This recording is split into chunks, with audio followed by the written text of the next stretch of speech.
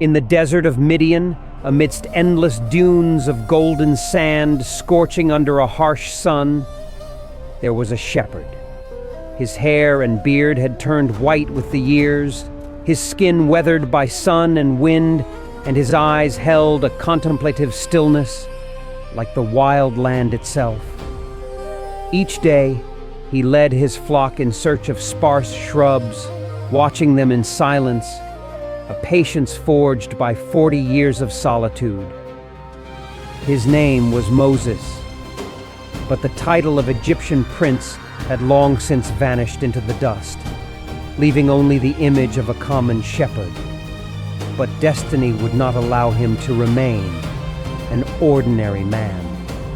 His story began with a miracle and a deception. To save her child from the Pharaoh's decree of death, a Hebrew mother placed her newborn son in a basket and entrusted him to the river Nile. That basket, instead of drifting to the Great Sea, found its way into the arms of an Egyptian princess. Moses grew up in the palace, draped in silk, educated as a prince. He had everything, except for one thing: peace of soul. From his gilded balcony, his eyes were always drawn unconsciously to the great pyramids, where his kinsmen, the people of Israel, buckled under the lash and the burden of slavery. An unseen struggle always existed within him, between the identity of an Egyptian prince and the call of his Hebrew blood. That struggle reached its breaking point on a sweltering afternoon. Witnessing an Egyptian overseer brutally beat an elderly Israelite slave, a rage he had never known erupted within him. In a moment of lost control, the prince's hands were stained with blood. Fear and the gnawing of guilt forced him to flee. He abandoned the palace, abandoned his identity, and fled into the vast desert as an exile. 40 years of wandering transformed a proud prince into a humble shepherd.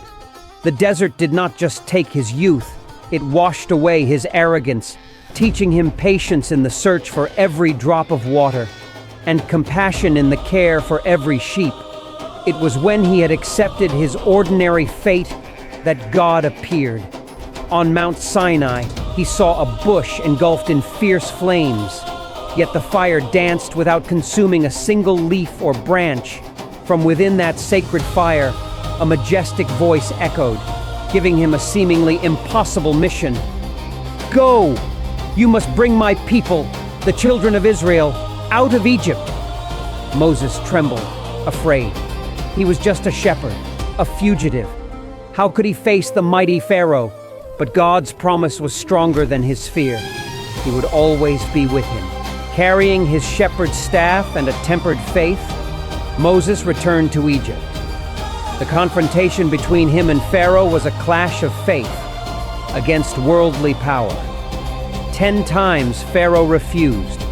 10 terrible plagues descended upon Egypt. The river Nile turned to blood. Swarms of locusts blotted out the sun. A deep darkness covered the land. Each plague was a warning, a testament to a higher power. Finally, before the pain of the 10th plague, Pharaoh yielded.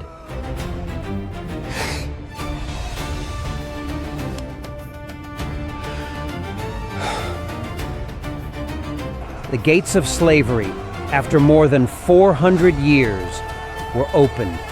A great migration began, but the road to freedom is never easy. Pursued by Pharaoh's army, the Israelites were trapped at the shores of the Red Sea. Before them the ocean, behind them the enemy. In that moment of desperation, Moses, the shepherd of an entire nation, raised his staff. A mighty wind arose, and the Red Sea parted, forming 2 colossal walls of water, revealing a path of dry land. The Israelites crossed in awe, and when the last one was safe, the walls of water collapsed, swallowing Pharaoh's entire army. For the next 40 years, they wandered in the desert, a journey to test their faith. They were hungry. They complained. They even turned their backs on God to worship a golden calf. But Moses, with the patience of a shepherd, never stopped praying, guiding, and teaching them. At Mount Sinai, amidst thunder and dark clouds, God gave him the 10 Commandments, a sacred covenant.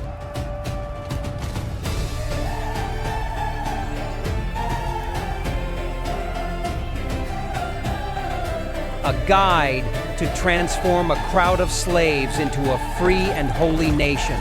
Finally, after a lifetime of devotion, Moses, now an old man, stood atop Mount Nebo. Before him lay the promised land, lush and green. He could see it, but he could not enter. A shepherd's mission is to lead his flock to the pasture, but not always to enjoy it himself. He closed his eyes, his face showing no regret, only a profound peace. He had completed his mission. The life of Moses is proof that the greatest man is not he who sits on a throne, but he who can guide others to freedom with a shepherd's staff and an unshakable faith.